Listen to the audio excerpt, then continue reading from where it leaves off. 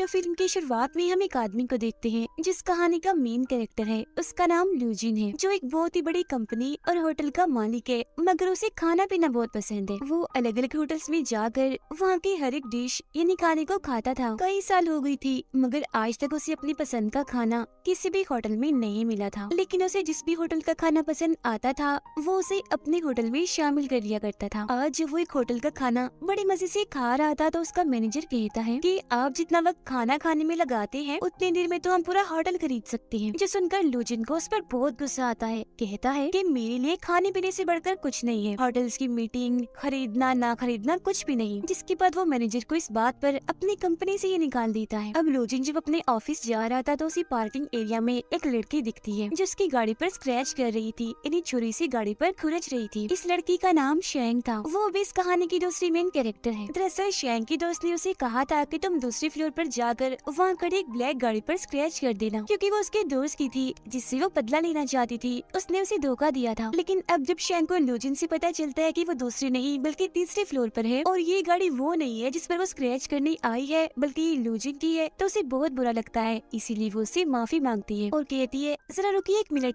मैं इसे ठीक कर सकती हूँ। अब वो स्क्रैचेस को तो ठीक नहीं करती बल्कि और स्क्रैच करके वहाँ एक दिल बना देती है ताकि उसका मूड अच्छा हो जाए। मगर ये देखकर तो लूजिन को और गुस्सा आ जाता है, इसीलिए वो यहाँ से चला जाता है। शेंग अपने दोस्त और अपने डॉग के साथ किराए के घर पर रहती है। वो एक काफी बड़े होटल में शेफ थी, मतलब कि वहाँ खाने बनाया करती थी, मगर उसकी डिशेस उसके खाने किसी को भी पसंद नहीं थे, क्योंकि वो हमेशा पुराने और आम खाने ही बनाया करती थी। शेंग अपने होटल की मैनेजर को पसंद करती थी। मैनेजर भी उसे ऐसा दिखावा करता है जिसे वो भी उससे प्यार करता है। और आज जब शेंग उसे कहती है कि हमें अपनी बात को आगे ले चलना चाहिए, इन्हें शादी कर लेनी चाहिए, तो मैनेजर इसके लिए साफ साफ मना कर देता है और कहता है कि मुझे तुम जैसी सूखी कमजोर लड़कियां नहीं पसंद, मुझे अच्छी सेहत वाली लड़कियां पसंद हैं। तो सॉरी, मैं तुमसे शादी नहीं कर सकता। जो सुनकर शेंग का दिल एकदम टूट जाता है। इसके बाद लूजिन उसी होटल में आता है जहाँ की शेफ शेंग थी। अब होटल के वर्कर्स को पता था कि लूजिन एक बहुत ही बड़ी कंपनी और होटल का मालिक है, और अगर उसे यहाँ का माहौल और खाना पसंद आ गया तो वो इस होटल को भी अपने साथ शामिल कर लेगा। तो इसीलिए होटल के सारे वर्कर्स उसके आगे पीछे हो जाते हैं। लूजिन अपने एक साथी और वर्कर के साथ इस पूरे होटल को चेक करता है, जिसके बाद इस होटल का सीनियर शेफ लू को अपने होटल की सबसे मशहूर डिश पेश करता है। मगर लू को वो डिश जरा भी पसंद नहीं आती, इसीलिए वो फौरन उसे उगल देता है। जिसके बाद तो शेफ एक के बाद एक डिश लाकर लू के सामने पेश करते हैं, मगर अभी भी उसे एक चीज पसंद नहीं आती। जिसके बाद मैनेजर शेंग के पास जाकर उसे कहता है कि क्या तुम कोई ऐसी चीज बना सकती हो जो लूजिन को पसंद आ सके। जिस उनका सीनियर शेफ कहता है कि ये तो सलाद तक नहीं बना सकती, डिश क्या खाक बनाएगी। जिसके बाद तो शेंग वहाँ पड़े खाने की हर एक चीज को सूंघने लगती है और एक नई डिश तैयार करने में लग जाती है। काफी सोच समझकर आखिरकार वो एक डिश बना ही देती है, मगर वो ये नहीं जानती थी कि जिसके लिए वो ये बना रही है वो और कोई नहीं बल्कि वो इंसान है जिसकी गाड़ी पर इसने स्क्रैचेस किए थे। और अब जैसे लो उस डिश को खाता है तो एकदम वो दंग रह जाता है, उसकी होश जैसे उड़ गई थी, क्योंकि उसे ये डिश बेहद ही पसंद आती है। और क्योंकि वो खुद भी काफी अच्छा शेफ था, इसीलिए खाने में उसे हर वो चीज महसूस हो जाती है जो शेंग ने उसमें डाली थी। वो बड़े मजे से उस डिश को खाकर खत्म ही कर देता है। उसे खाना इतना अच्छा लगा था कि वो उंगलियां ही चाटता रह जाता है। अब होटल के सारे वर्कर्स, यहाँ तक कि मैनेजर और सीनियर शेफ भी शेंग के डिश की तारीफ करते हैं और उसकी हौसला अफजाई करते हुए खूब तालियां बजाते हैं। अब लूजिन अपने साथी को कहता है कि मेरी सारी की सारी मीटिंग्स को कैंसिल कर दो, मुझे खाने के लिए अब किसी से नहीं मिलना, मैं अब यही रहूंगा और यहीं का खाना खाऊंगा। अब शेंग को दिखाया जाता है जो काफी दुखी नजर आ रही थी, क्योंकि आज मैनेजर से उसका रिश्ता खत्म हो गया था, जिस वजह से वो काफी शराब पी जाती है। वो होटल की छत पर भी जाकर खूब शराब पी लेती है। उसे इतना नशा हो गया था कि वो वहीं बालकनी में ही गिर जाती है। उसके गिरने की आवाज सुनकर लू वहाँ आता है और उससे पूछता है कि तुम इस वक्त यहाँ मेरी बालकनी में क्या कर रही हो, रुको जरा, मैं अभी पुलिस को बुलाता हूँ। मगर अब क्योंकि शेंग बहुत ही नशे में थी, इसीलिए वो लू का पैर पकड़ लेती है और उसे मैनेजर समझकर कहती है कि तुमने मुझसे शादी के लिए क्यों इनकार कर दिया, क्या मैं तुम्हें इतनी बदसूरत दिखती हूँ, क्या मैं जरा भी प्यारी नहीं हूँ। इतना कहते ही शेंग नशे की हालत में वहीं सो जाती है। तो उसे सबक सिखाने के लिए एक सूटकेस में बंद कर देता है और अपने साथ ले जाकर लिफ्ट में उसे छोड़ देता है। अब जब होटल की वर्कर्स ये देखती है कि शेंग सूटकेस में बंद है तो वो काफी घबराते हुए चिल्लाने लगती है और ये समझने लगती है कि लू ने शेंग के साथ बदतमीजी की है, इसीलिए वो पुलिस को बुला लेती है। तब पुलिस आकर लू को पकड़ लेती है और उसे जेल में बंद कर दिया जाता है। जिसके बाद लू का साथी और शेंग की दोस्त वहाँ आकर लू की जमानत करवा देते हैं। इनके साथ यहाँ लू भी थी। शेंग की दोस्त लू को कहती है कि शेंग ने आपके साथ जो सलूक सलूक भी किया उसके लिए मैं आपसे माफी मांगती हूँ। फिर जब ये दोनों यहाँ से जाने लगती है तो शेंग लू से कहती है कि आप हट जाइए वहाँ से, आप एक गंदी जगह पर खड़े हैं, वहाँ कोई गंदी चीज पड़ी है। तभी यहाँ लू का साथी गाड़ी लेकर आता है तो लू अपने जूतों को वहीं फेंक कर गाड़ी में बैठ जाते हैं और फौरन यहाँ से चले जाते हैं, जो देखकर दोनों लड़कियाँ हंसने लगती है। अब अगले दिन शेंग होटल की एक पेड़ से एक बच्चे की छतरी उतारने जाती है जो किसी शरारती बच्चे ने मधुमक्खियों के छत्ते में फंसा दी थी। ऐसा करने से मधुमक्खियाँ अपने छत्ते से उड़कर उन सब पर हमला कर देती है, जो देखकर सारे बच्चे और शेंग वहाँ से भाग जाते हैं। मगर वो सारी मक्खियाँ लू को काट लेती है क्योंकि ठीक इसी वक्त पर वो भी यहाँ से गुजर रहे थे। मक्खियों ने उन्हें काट कर उनका पूरा चेहरा ही सुझा दिया था, इसीलिए शेंग वहाँ आकर एक बार फिर से उनसे माफी मांगती है, जिस पर लू अपने साथी को कहता है कि इसे फौरन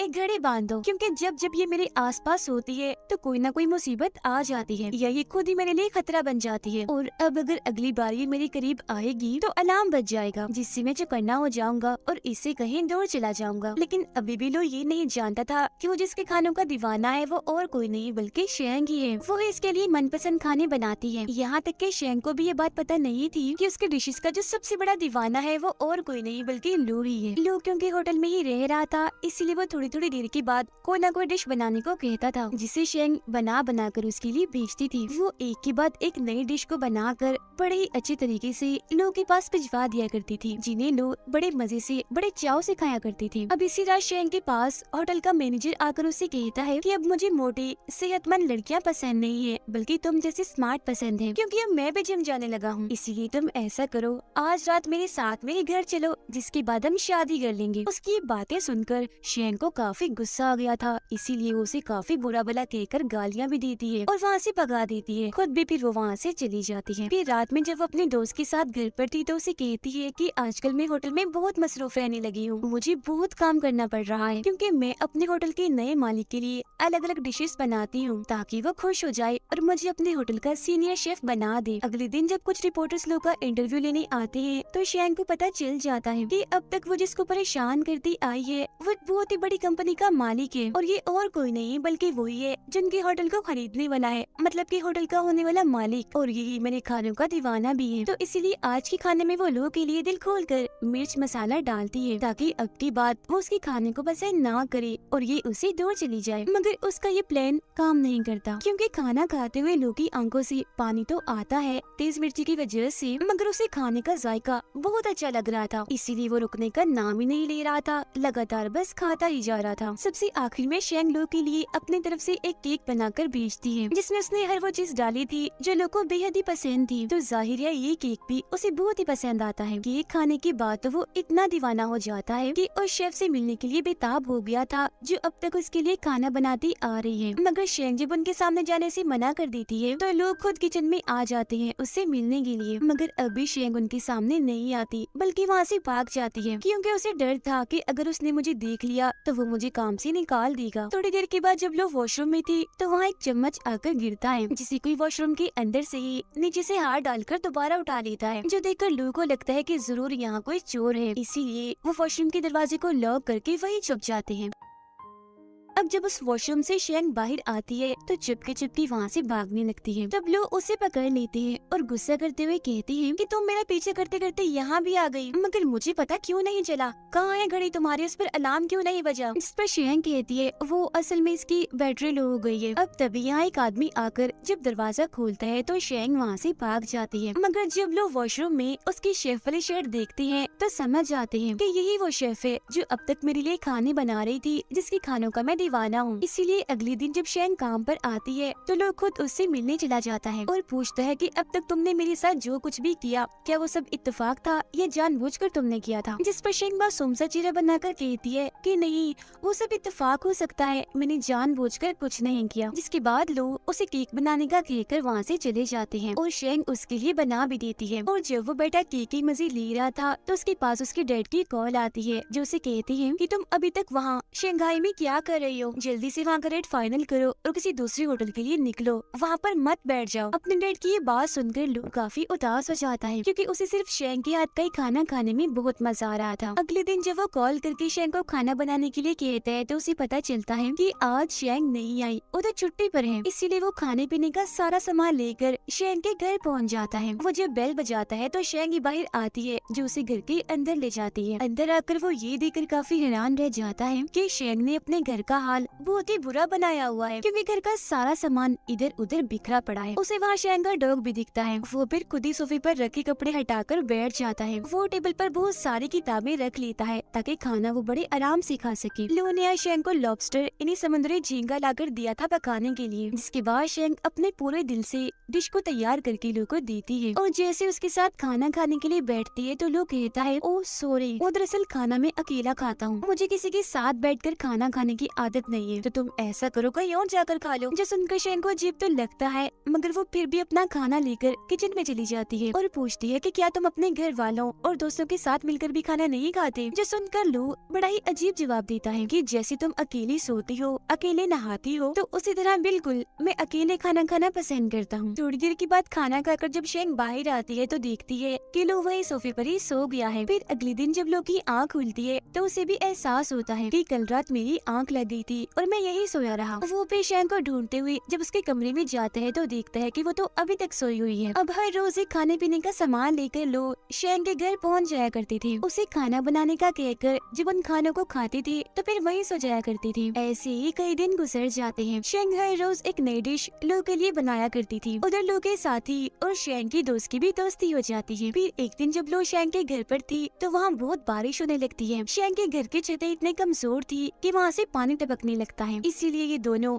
छतरी लेकर वहाँ बैठ जाते हैं। फिर अगले दिन हम देखते हैं कि लो ना तो शेंग के घर आई है और ना ही वो होटल में थी, इसीलिए शेंग अपने दोस्त के साथ लो के घर ही पहुँच जाती है। उन दोनों को देखकर लो का साथी उन्हें अंदर तो आने देता है, मगर वो शेंग को लो से मिलने से मना कर रहा था, इसीलिए वो जबरदस्ती भागकर खुद ही लो के पास आ जाती है। वो वहाँ एक लड़की को देखती है जो लो को खाना पेश कर रही थी। उसे देखकर वो लो से पूछती है कि ये कौन है जो मेरे होते हुए आपको खाना दे रही है, जिस पर लो उसे बताते हैं कि ये मेरे घर की शेफ है। वो शेफ भी फिर शेंग को बताती है कि मैं पिछले 7 सालों से इनके लिए खाना बनाती आ रही हूँ। अब लो भी शेंग को ये कहते हैं कि क्योंकि ये छुट्टी पर थी इसीलिए आया था मैं तुम्हारे पास खाना खाने। ये बात सुनकर शेंग को काफी बुरा भी लगता है, साथ ही उसे काफी गुस्सा भी आ रहा था, तो फौरन वहाँ से चली जाती है। फिर अगले दिन शेंग जब होटल में काम कर रही थी तो लो की शेफ वहाँ आकर उसे पूछती है कि तुम ये काम कब से कर रही हो, जिस पर शेंग बताती है कि मैं तो ये काम 5 साल से कर रही हूँ। वो शेफ कहती है फिर तो तुम अभी मेरे सामने छोटी ही हो, मतलब इतनी माहिर नहीं हो जितनी मैं हूँ, अनाड़ी कह सकते हैं, मगर क्योंकि लोगों को तुम्हारे हाथ का खाना भी पसंद है तो तुम्हें मेरे साथ काम करना चाहिए। हफ्ते में 5 दिन मैं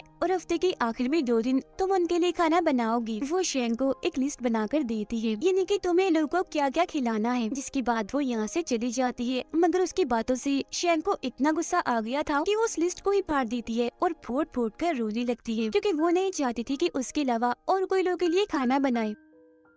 अब अगले दिन जब शेंग होटल के किचन में थी तो तभी सीनियर शेफ वहाँ आकर सभी शेफ से कहती हैं कि बस अब तुम लोग खाना बनाना बंद कर दो, क्योंकि लो की कंपनी ने इस होटल को खरीद लिया है और उन्हें हमसे भी अच्छे और माहिर शेफ चाहिए, इसीलिए उन्होंने हम सबको इस होटल से निकाल दिया है। अब जब लो वहाँ आते हैं तो शेंग गुस्से में वहाँ से चली जाती है और अपना सारा सामान इकट्ठा करने लगती है। तब जब लो उसके पास जाता है तो शेंग उससे पूछती है कि क्या तुमने सबको होटल से निकाल दिया, जिस पर लो कहता है कि हाँ, क्योंकि मैं इस होटल को काफी बड़ा और अच्छी लेवल का होटल बनाना चाहता हूँ, मगर हाँ तुम्हें अपनी शेफ बनाना चाहता हूँ ताकि तुम मेरे साथ रहकर मेरे लिए खाने बनाया करो। जो सुनकर शेंग कहती है मगर मेरी भी एक शर्त है, तुम 2 शेफ के खाने एक साथ नहीं खा सकती, इसीलिए तुम्हें हम दोनों में से यानी उस शेफ और मुझ में से किसी एक को चुनना होगा, और अगर तुम्हें ये मंजूर नहीं तो क्या हम सब शेफ तुम्हारे इस बड़े लेवल वाले होटल में काम नहीं कर सकते। तुमने एक साथ ही सबको निकाल दिया, कोई जज्बात एहसास इंसानियत तुम्हारे अंदर है कि नहीं, आखिर तुम कैसे सबको निकाल सकते हो। ये कहते ही वो रोने लगती है। जो सुनकर लोग कहते हैं कि बस यही तो फर्क है,